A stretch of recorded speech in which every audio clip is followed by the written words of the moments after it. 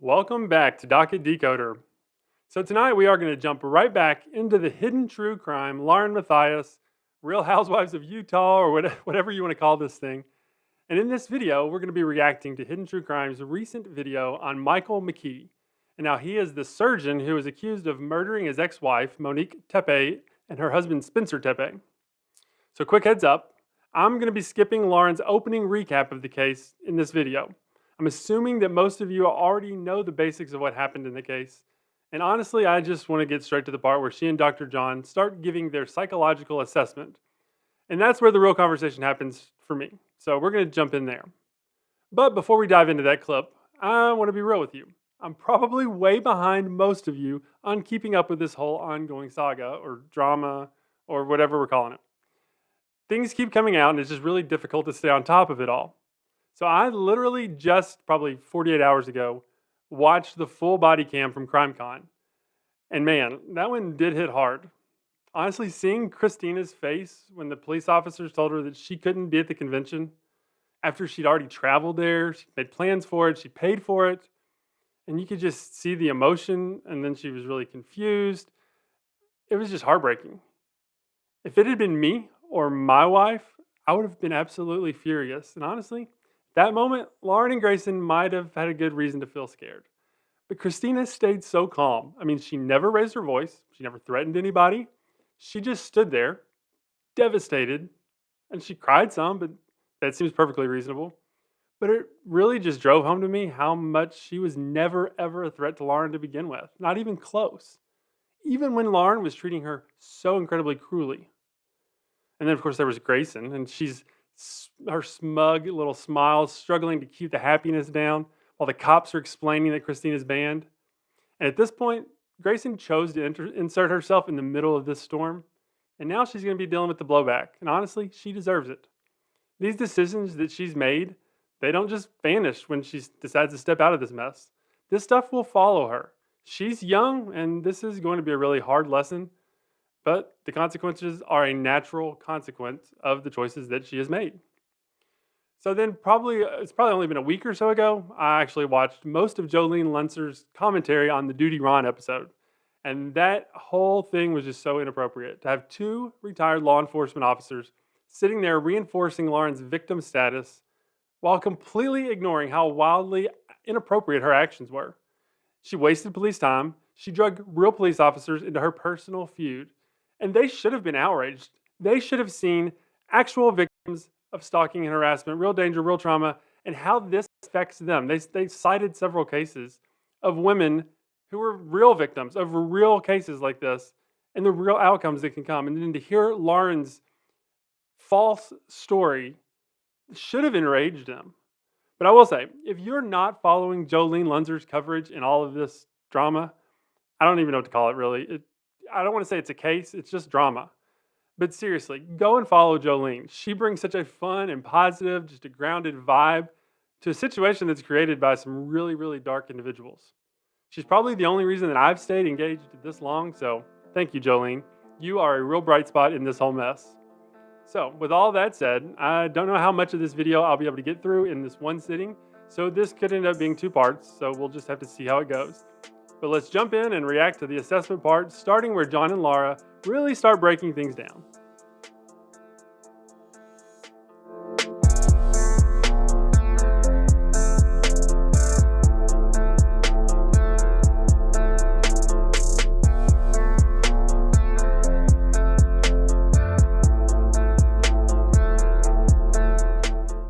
I am here now with Dr. John Matthias. He has years of experience working with domestic violent offenders and victims.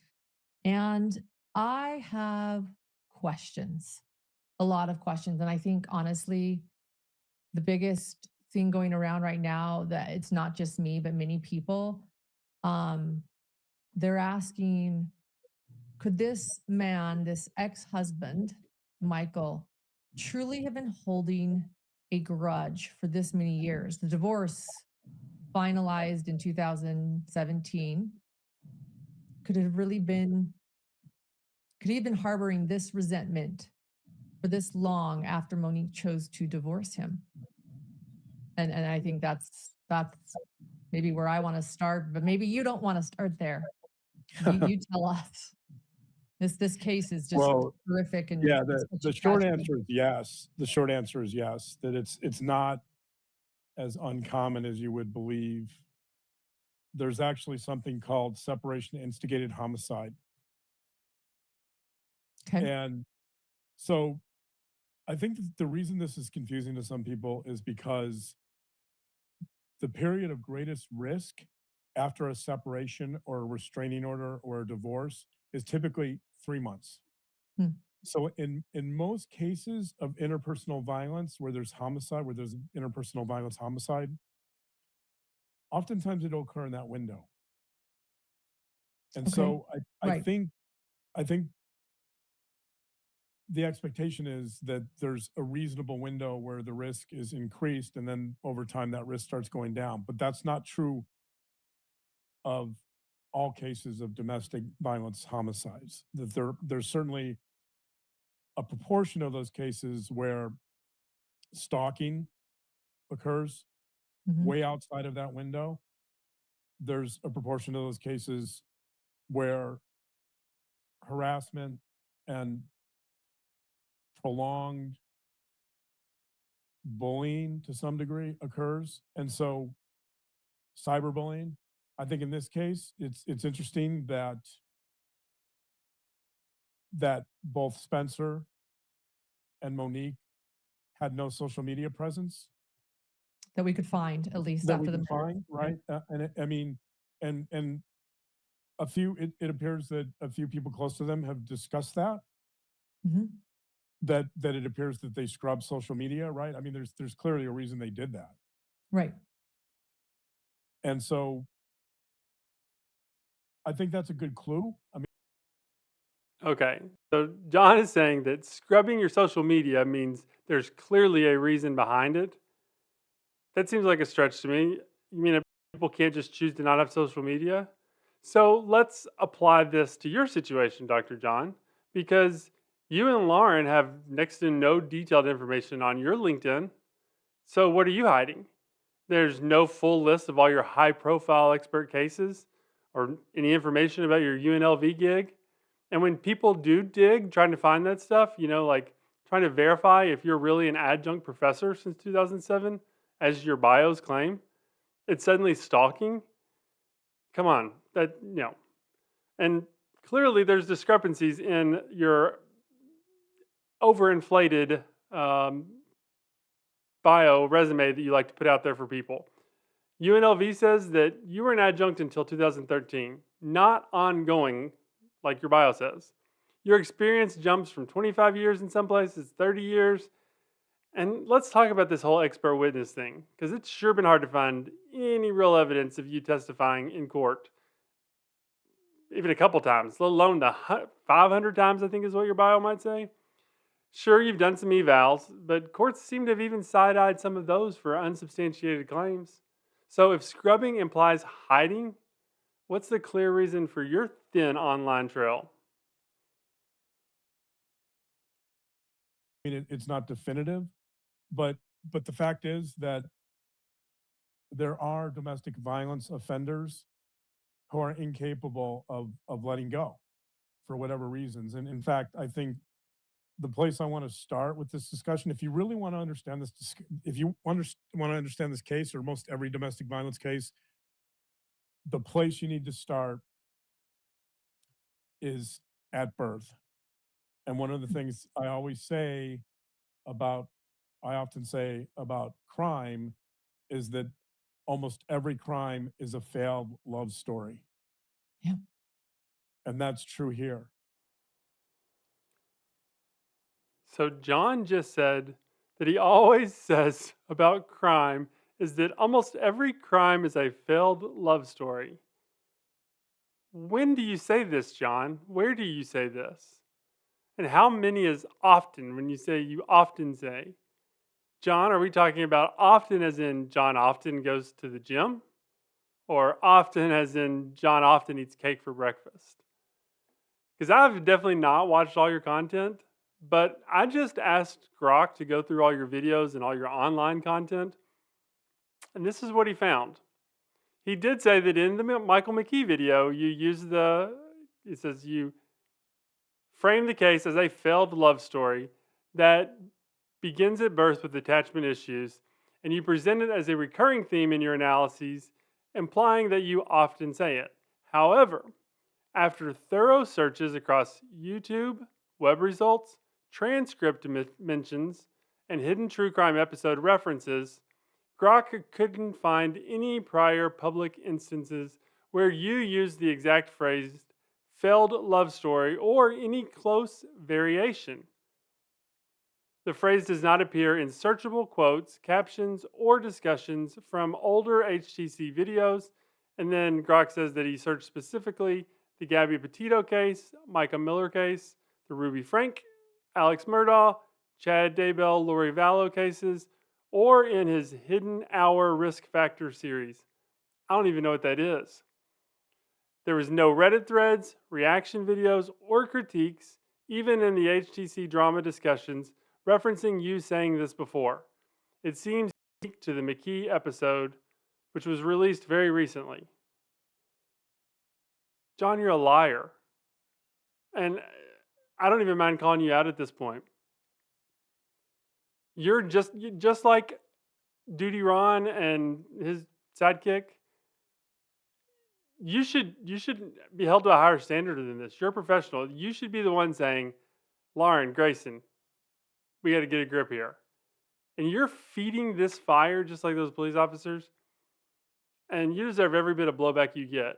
And in this case right here, you're lying. I mean, plain and simple. And just unless you can show me where, not only can you show me one instance where you've said this before, you have a lot of commentary on crime recorded online for people to watch. And Grok can't find a single instance. And you're sitting here telling people that you often say that. And Lauren's just, yeah. You all are liars. The failed love story begins at birth with attachment. But more specifically, if you look at human beings in general, human beings experience a very long, helpless infancy, and then human beings experience an even longer period of dependency in childhood. And so this is the key to almost every domestic violence case, in every domestic violence case I've ever worked on, is this issue around dependency. Okay. In the sense that when you think about it, every human being is dependent upon a caregiver or an adult of some sort for their survival. Right. Yes. Right? To be fed, sheltered. If you don't feed a child, Human beings are absolutely helpless at birth, more so than the average animal. Yeah. And that sets the stage for everything else, right? So there's degrees of dependency. I mean, I think in theory, the goal of a healthy family and a healthy upbringing is to help your child become independent so they can function on their own, but that doesn't happen often. And even if you're lucky enough to raise an independent child, those issues of dependency never leave. Those issues follow us throughout life. It's always something we negotiate.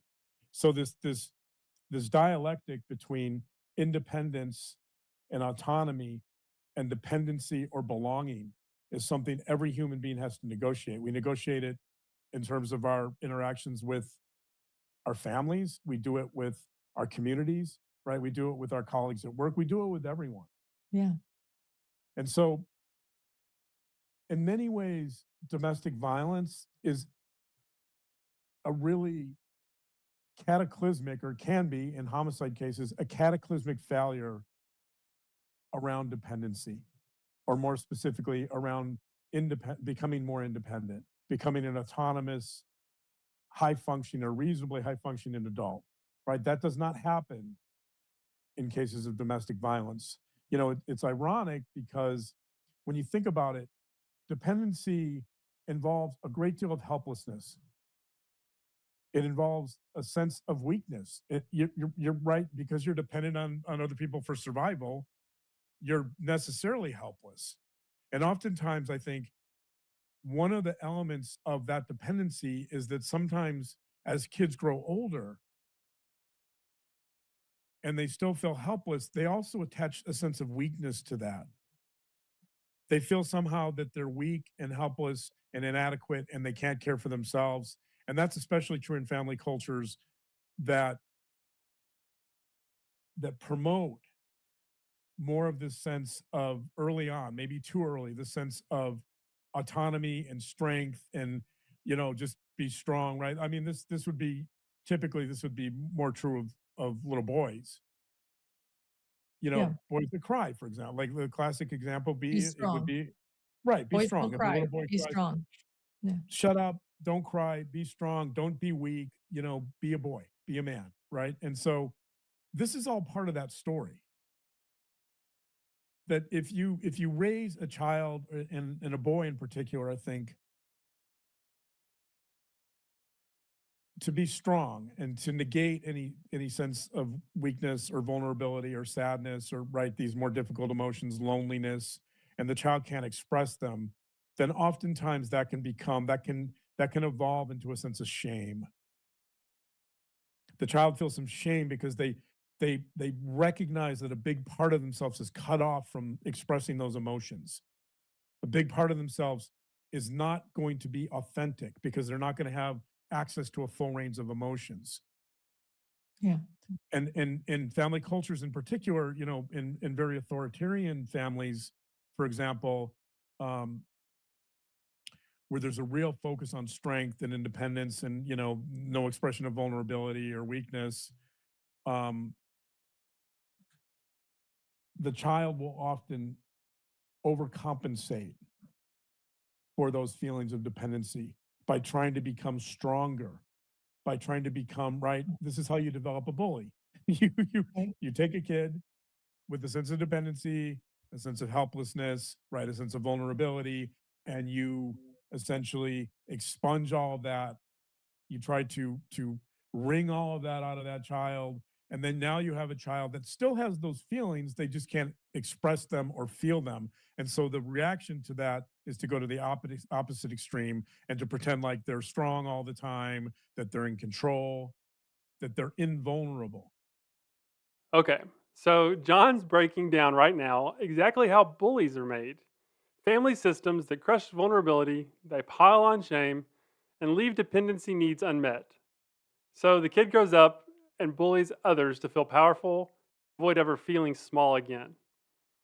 All right, I want to apply that lens in a fair way. We've all seen the messages, the emails, the recorded calls. Lauren repeatedly trashed women that she called friends. The second they weren't useful to her anymore, she would mock victims that she'd sweet talked for scoops, and then went nuclear. Legal threats, injunctions, smear campaigns when they dared to push back or threaten to expose her for who she was. That's not vulnerable victim protecting her family. That's someone wielding power to intimidate, to silence, to punish anyone who makes her feel exposed or that she's in the wrong. That's pretty classic bully playbook in my mind.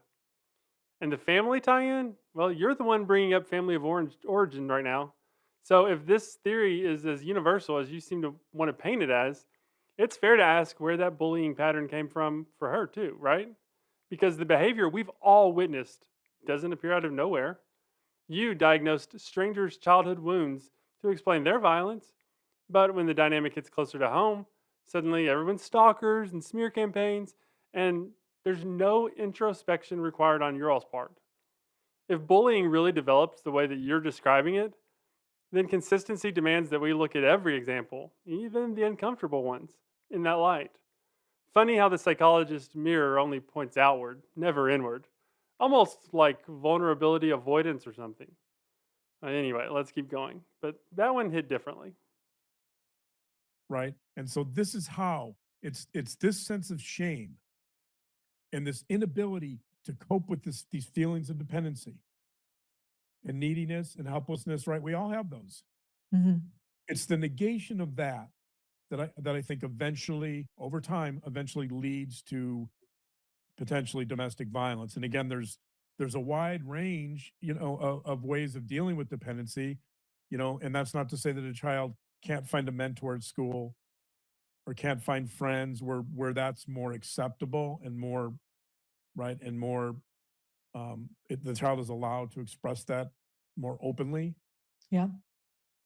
But in a lot of the groups that I held with domestic violence offenders, there was this overemphasis upon being strong, being in control, not showing any weakness, not expressing sadness, not right. And the reason that was true is because they didn't want any feelings they had of dependency or vulnerability made them feel ashamed of themselves. It made them feel inadequate. It made them feel inferior. Shame is fundamentally an emotion about the shame is an emotion around the idea of feeling flawed, of feeling like there's something wrong with you. And you're going to feel that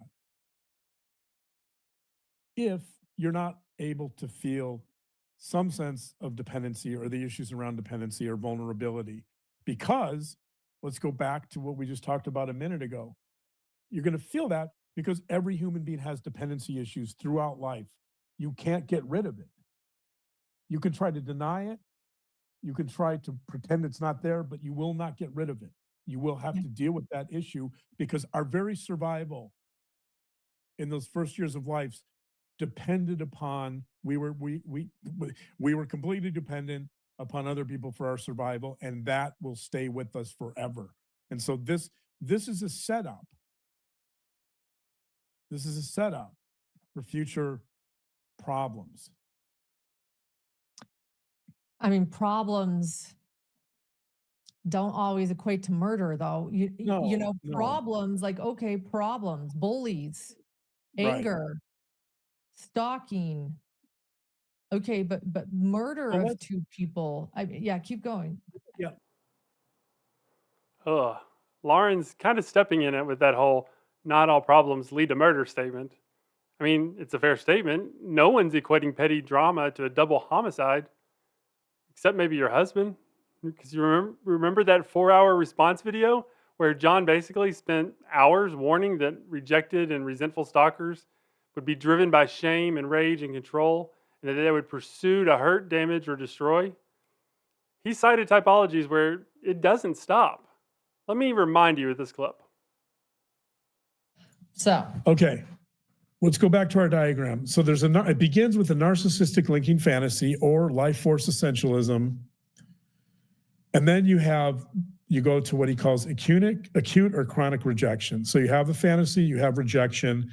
The rejection leads to feelings of shame or humiliation, which is then defended against with rage, which then leads to behavioral pursuit. That's the stalking. It fuels behavioral pursuit.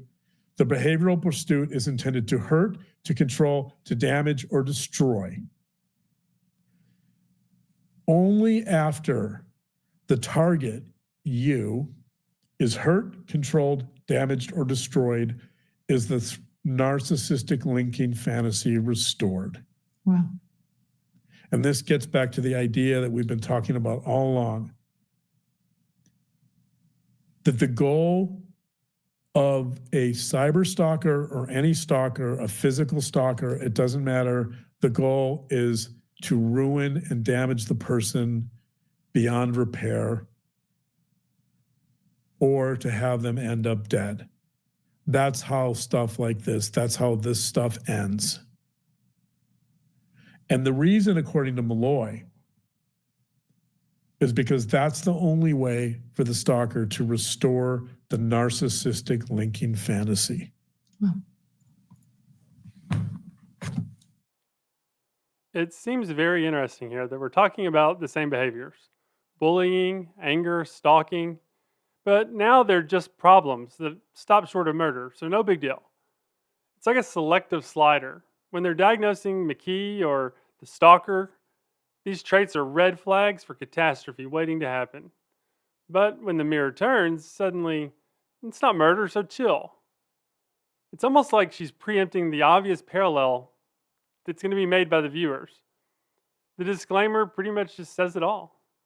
Yeah, let's go forward. Let's take this idea a step further. So what happens when you get older and you still have these dependency issues, but you negate them. You deny that they exist and you go in the opposite direction.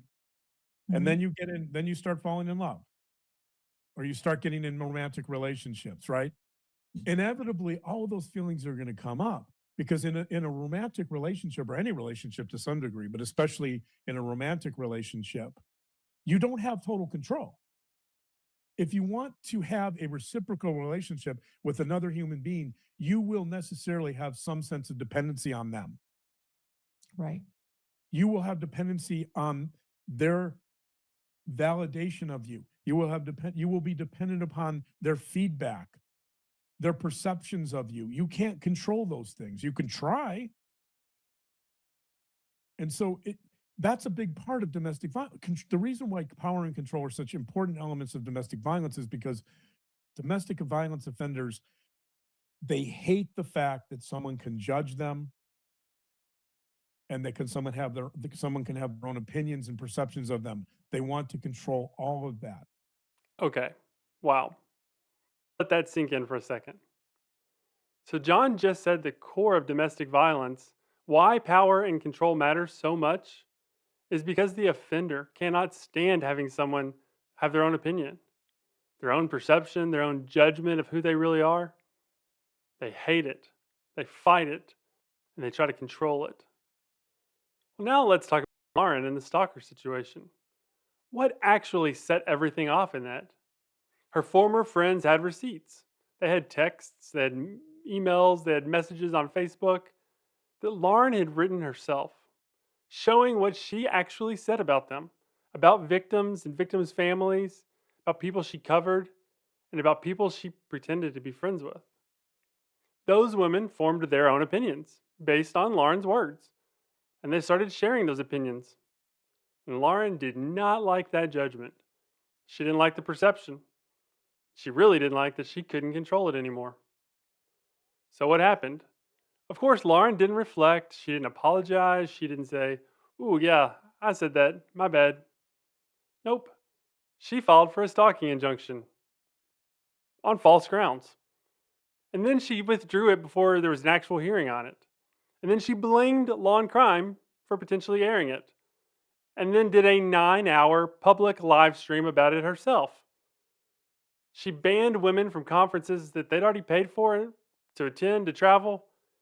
And then she went full public narrative with 300 plus thousand subscribers to try to get her reframing out there. And that's not protection from a stalker. That's a desperate reassertion of control over how people perceive her. Exactly the dynamic that John just described. The only difference, no one was murdered.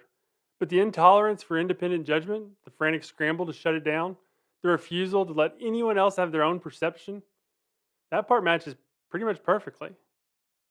So when John says that offenders hate the fact that someone can judge them, he's describing a mindset, a pattern, a need to dominate the narrative. And right now, that pattern is looking awfully familiar. Anyway, let's keep watching. Yeah. And they want to control that. That makes sense. The Primarily- vulnerability the vulnerability it takes to have a romantic relationship. Right. You know, one of the ways I think about love is in many ways being completely exposed to someone else. Yeah. It's being completely, I mean, and I'm talking about, It absolutely is. Yeah. right. It's trust, right? It's being vulnerable. It's opening yourself up to someone in a way that you necessarily are going to be vulnerable and exposed, you know, metaphorically naked in a way, right? Because Okay, so I guess John's going full Brene Brown here. Vulnerability, it's like being metaphorically naked in front of someone. It's raw, it's exposed, no defenses. You open up and let them see the real you, judgments and all. I mean, that's the price of real connection, right? I mean, I guess it's beautiful stuff.